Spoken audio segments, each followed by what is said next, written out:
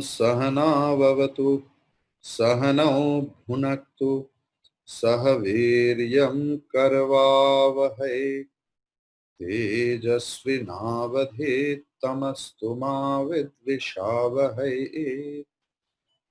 ओम शांति शांति शांति। हरि ओम। ओम श्री गणेशाय नमः। ओम श्री सरस्वत्यै नमः। ओम श्री गुरु परंपराय नमः। ओम श्री गुरुभ्यो नमः। ओम समस्त जन कल्याणे निरतं करुणामय नमामि चिन्मयं देवं सद्गुरुं ब्रह्मविद्वरम्।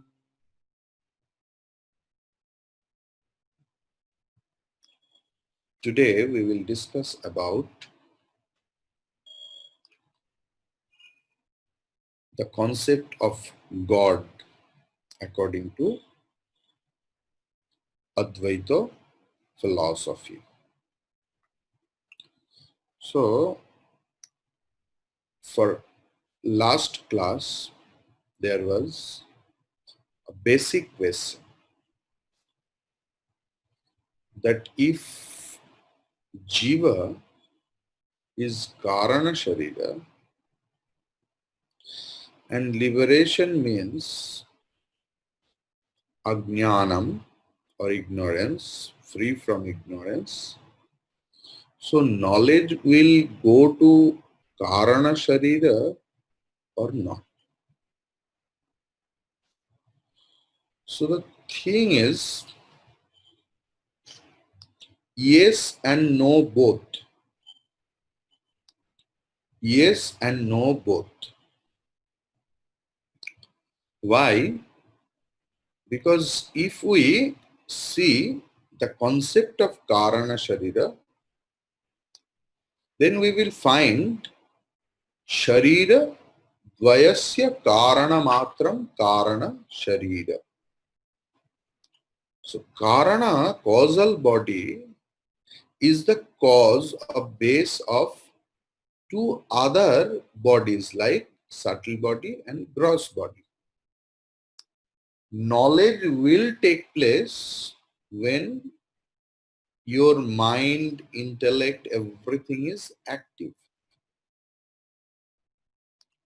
So this correct knowledge of realization, the self-knowledge or Brahma Jnana takes place in Buddhi. Because all our bondage is created by only one faculty, that is called mind. Mana eva manushyanam karanam bandha mokshayo. So, like I tell you many times that if any thorn is pricked or pierced in anywhere else, we need another thorn to remove it. Then we leave everything else. So desire for liberation and even the Veda Guru and his teachings, from the absolute standpoint, everything is mithya or anitya. But to get rid of, to be free from ignorance, another thing is needed. When that liberation will be attained, moksha will be attained, then the both will fall apart. So in that respect, Karana Sharira is there itself when we get the knowledge. But if you see the class of waking state, that why it is so important, though we are mostly deluded in our Jagrat Avastha, waking state. Yet this state is very much important for our spiritual life or any life, because all the knowledge takes place in waking state. And Karana Sharira or causal body is the cause of that gross body also. I think I am clear. Now I will go directly into the concept of Ishvara. Who is Ishvara? In the second aphorism of Brahma Sutra, दूसरा सूत्र जो है द्वितीय सूत्र, that Yanmadyasya Yataha. There, Bhagavan Shankaracharya ji has explained it nicely, that from whom is the birth, continuation and dissolution of the universe. He is the, or she is the Ishvara. Here I will use he not to show my masculinity or anything else. Ishvara is Akaranta Punglinga. Akaranta masculine gender, the word, not the person. Okay. So in that respect, I will use he. So he is Ishvara, from whom is the birth, continuation, means sustenance, and dissolution, Srishti, Sthiti, and Pralaya. The eternal, the pure, gender-free, ever-free, the almighty, the all-knowing, the all-merciful, and the teacher of the all teachers. And above all, Sa Ishvara Anirvachaniya Prema Swarupaha. He is the Lord of his own nature and inexpressible love. Prema Swarupaha. How, what kind of prema? Anirvachaniya prema swarupaha, inexpressible love. Ishitritva, governing is there. Ownership is there, otherwise how the governance will come? So he is the owner of his own nature. He owns the nature. These certainly are the definition of a personal God. Then the question will come, are there two gods? Means, when the Brihadaranya teaching comes to us, not this, neti, neti, na iti. The Satchidananda, the existence, knowledge, bliss of the philosopher, and this personal God of love of the bhakta are different or same. Means philosopher says that God is nothing but Satchidananda, existence, knowledge, bliss. And there is a concept of personal God for the supreme lover or bhakta. Are they different or same? So the thing is, sorry, Vedanta says, no, it is the same Satchidananda, Satchit Ananda, who is also the God of love, the impersonal and personal in one. Please note it. That this God of love is impersonal and at the same time personal in one. It has always to be understood that the personal God is worshipped by the bhakta or the devotee, is not separate or different from the Brahman. All is Brahman, the one without a second. Only the Brahman as unity or absolute is too much of an abstraction to be loved and worshipped.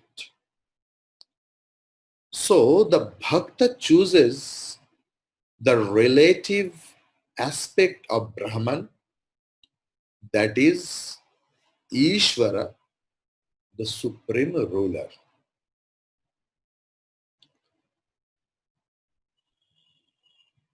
Tattvabodha is now going to discuss the concept of Ishvara, the supreme God of all religions of the world. Even in Hinduism, Christianity, Islam, Sikhism, then Zoroastrianism, then other religions revere or worship this God, the creator, the perceiver and destroyer of this cosmos. So it is this God who has created human beings in his own divine image. But Buddhists reject this God. It is this God that incarnates on the earth again and again. It is the goal or you can say it is the God sports in the world for the good of the devotee. It is this God who destroys evil and restores good.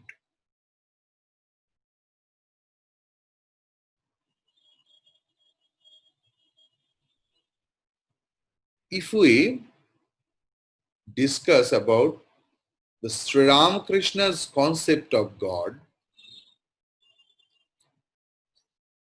you know, in Swami Vivekananda's life, it is there. A couple of days before Sri Ramakrishna's passing away, when Narendra means Swami Vivekananda's pre-monastic name is Narendra. So when Narendra and a few others were standing by his bed at night, a curious thought flashed across Noren's mind. That if the master has said, the master has said many a time that he is an incarnation of God. Master means Sri Ramakrishna. If Sri Ramakrishna, my guru,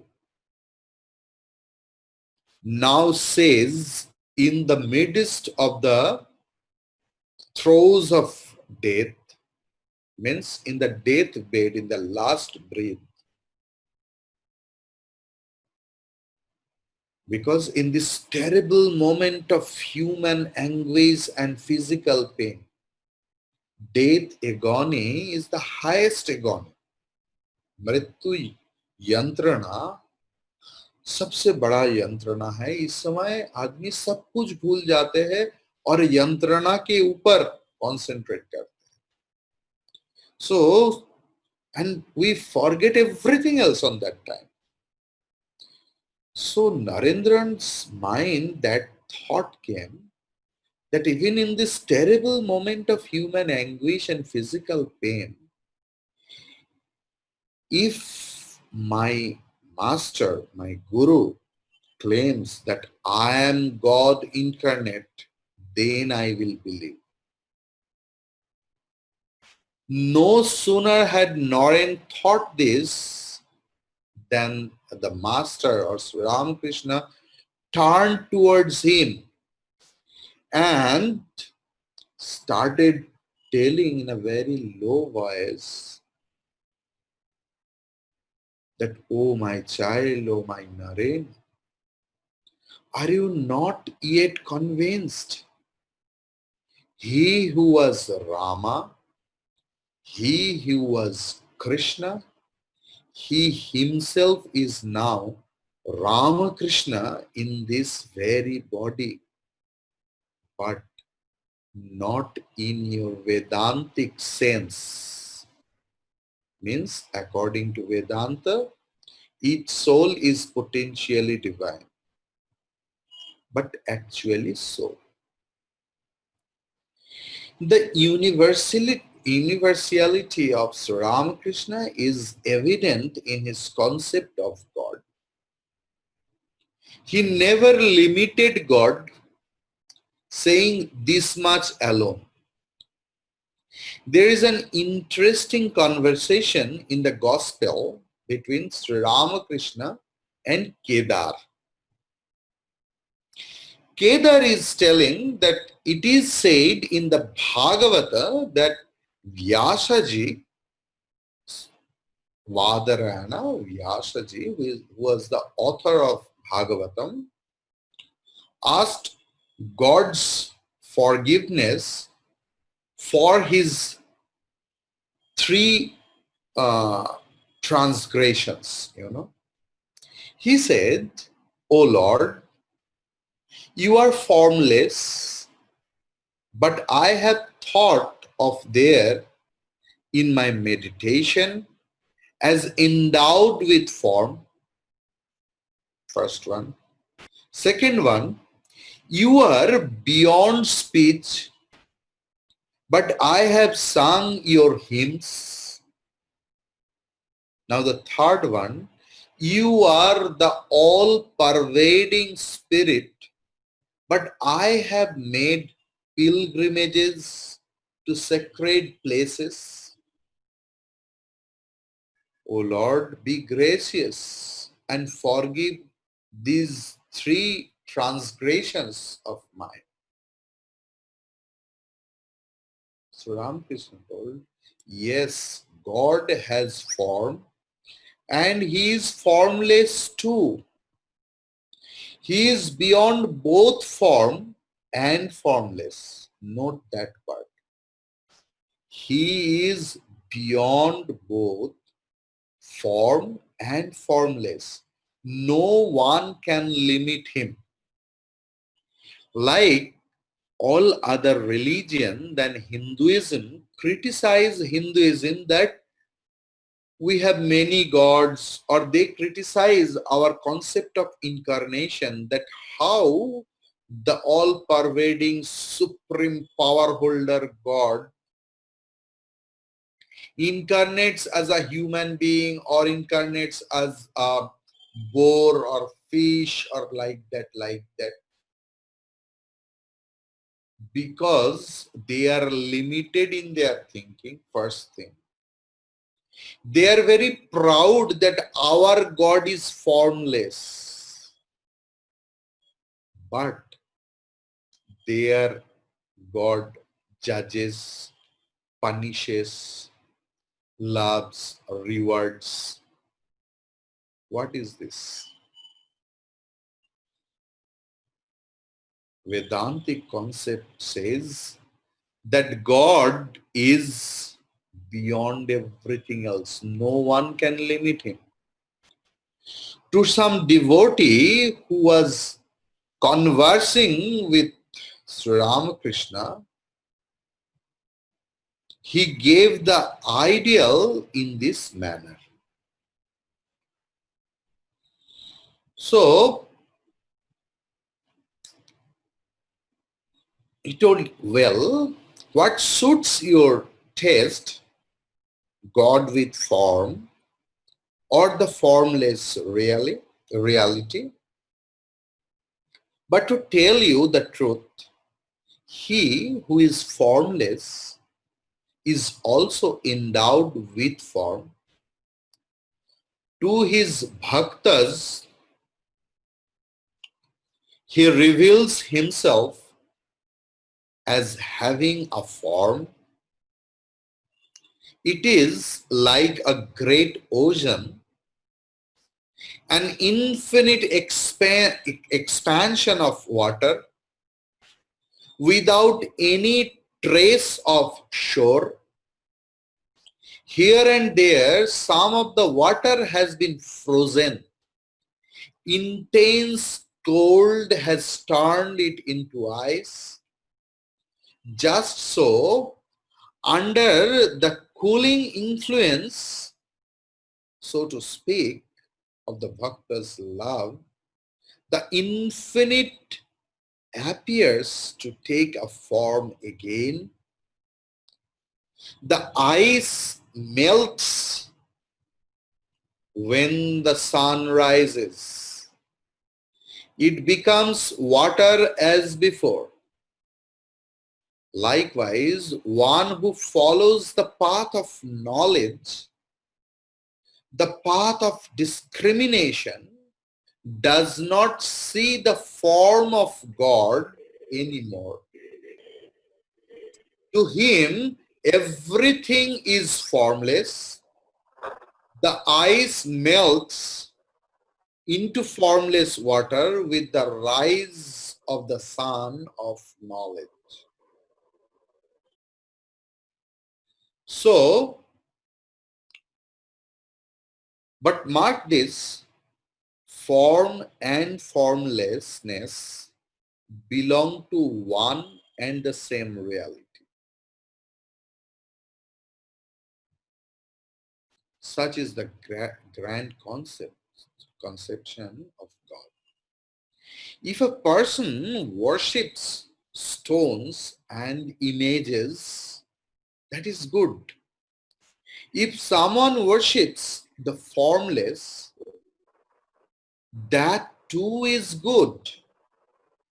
There is a wrong idea that Hindus worship millions of gods and goddesses.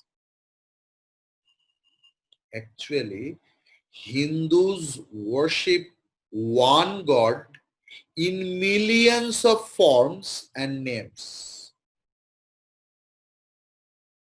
As if same paneer can be cooked in many ways. Paneer butter masala, paneer khichdi, paneer tandoori, and so on, so on, so on, so on.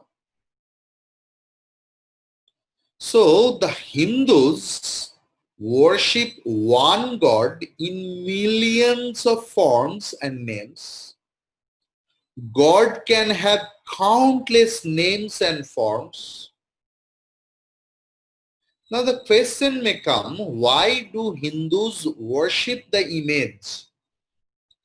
To this question, there is a wonderful answer or reply that if one can worship the photographs of one's elders, parents and others, though they may not be in the photographs, why should the Hindu not worship God?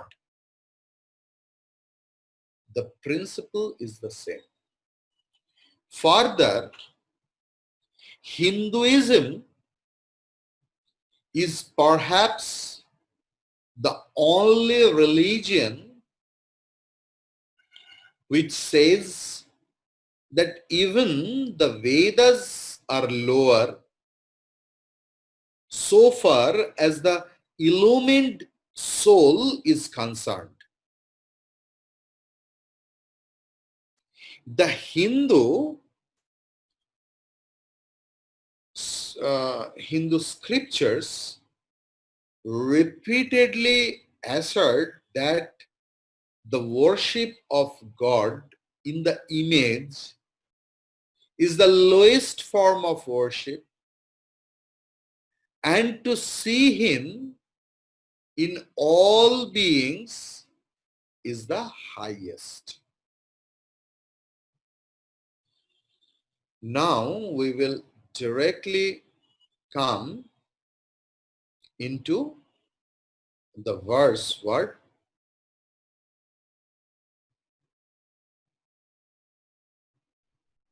of Tattvabodha. That Maya Upadhi San Ishvara iti uchyate. Maya Upadhi San Ishvara iti uchyate.